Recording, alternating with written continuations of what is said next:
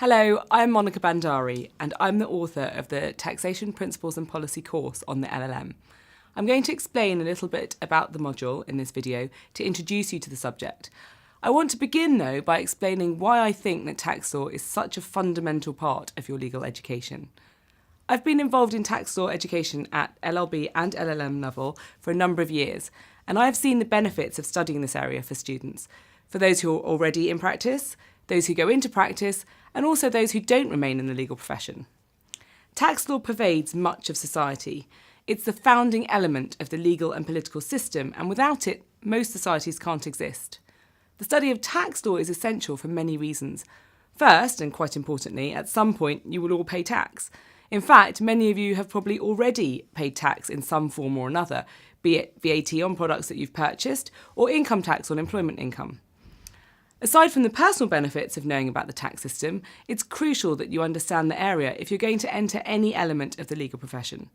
If you're already practicing, you will know that no commercial or even personal decision in which a lawyer is instructed takes place without considering the tax implications. From the simple sale of a residence to the restructuring of a major company or M&A deal, even the allocation of assets on divorce. None of these happen without first understanding what the tax implications can be. Even if you don't go on to be a tax lawyer, being a lawyer who understands that tax has an impact and how will give you an edge over the lawyers in your specialism who do not understand the subject. The study of tax law is also quite different to the study of many other legal subjects, and thus taking Taxation Principles and Policy will help you to learn to think in a different way. You'll have to think in a logical way in order to understand the law and legislation, and this should help you develop your skills, which will aid your legal education in general. Turning to the course itself, what is the subject of Taxation Principles and Policy? Perhaps it's important first to explain to you what the subject is not. This module will not teach you everything you ever need to know about tax law, and nor does it aim to do that. Tax law changes at a very rapid pace, and it also varies with every jurisdiction. Even if we learnt the whole of a tax system for a particular year, which would basically be impossible anyway, the knowledge would be obsolete the following year due to changes in the system. So we take a more principled approach in this module. We look at the underlying themes and guiding principles of any tax system. We consider why tax systems may be structured in a particular way and what may influence the structure. What should a tax system look like and what ideals should it have? And then we think about whether or not a particular tax system might meet those ideals and the extent to which those ideals can operate in the real world of today. We will explore some of the major themes of taxation, such as the concepts of income and capital. How can we define these difficult notions, and should we be defining them at all? Do we need to define them, and why? Can we have a tax system which treats both in the same way, or must we have different ways of treating each of these? And if we have different systems, we need to think about another guiding principle, for example, of equity. Is it equitable to have different systems?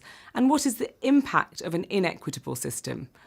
What might it mean in terms of tax avoidance? And also, is it desirable in and of itself to have inequity in the tax system?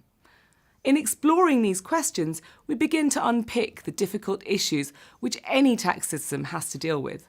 We begin to understand why tax systems are complex, multi-layered and multifaceted. We then look at particular taxes and consider how they operate. We will look at income tax, focusing on employment income and income of those who are self-employed, as well as corporation tax, capital gains, and the taxation of wealth and land and VAT.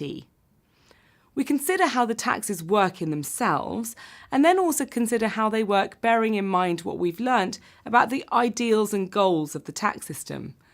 Now, we use the UK tax system as an example because, after all, we have to choose a tax system to analyse. However, this doesn't mean that the course is only for UK students or those who wish to work in the UK. Doing this course and undertaking these analyses will give you the skills and tools to understand any tax system at any time in the future. This course aims to equip you to be able to understand tax law at the time that you need it and to give you the ability to ask the right questions and think in the right way about the tax system. We will also consider the controversial area of tax avoidance and what the concept means for both taxpayers and the revenue authorities. To what extent should taxpayers be allowed to arrange their affairs to pay the least tax possible? And where is the line between legitimate tax planning and illegitimate tax evasion? You should know that this course does not require you to have any previous experience of tax law, either in the UK or in another jurisdiction. And further, you don't need to worry about numbers. Many students are concerned that tax law means lots of numbers. It doesn't. We are lawyers, we are not accountants, and therefore you are not required to work out the numbers in the exam. And whilst during the course we may use numbers in particular examples, for those who understand better in this way, all explanations are also in text, and so you do not need to be concerned or frightened of numbers in taking the tax law course. I look forward to having you on the course and guiding you through this complex area in a way which is interesting, thought-provoking and relevant to all that you do.